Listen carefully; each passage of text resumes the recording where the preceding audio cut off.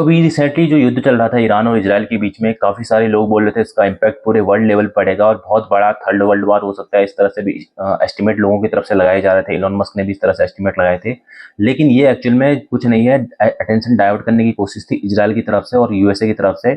और अटेंशन कहाँ से डाइवर्ट करना चाह रहे थे, तो इजराइल ने जो पैलेस्टीन में जो जीनोसाइड किया है ना, जिस तरह से वहाँ के लोगों को 30,000 से ज़्यादा लोगों को उन्होंने, इनोसेंट लोग थे उसमें बहुत सारे, उनको मार दिया है। उस जो टेररिस्ट थे, हमास के टेररिस्ट, उनको भी मारा है उन्होंने 10,000 के आसपास। लेकिन जो 20-30 हज़ार लोग थे वो इनोसेंट थे।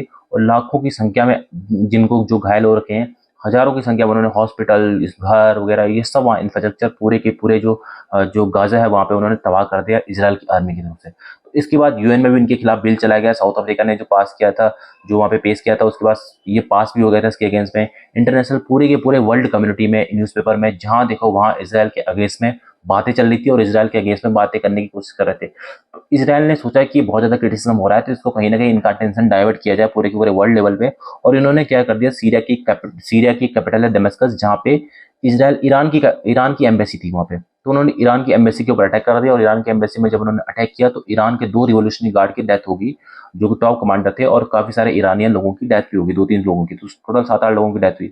उसके बाद ईरान को भी गुस्सा आ जाता है, क्योंकि ईरान की एक एम्बेसी के ऊपर, मतलब ईरान के टेरिटरी के ऊपर हमला किया गया।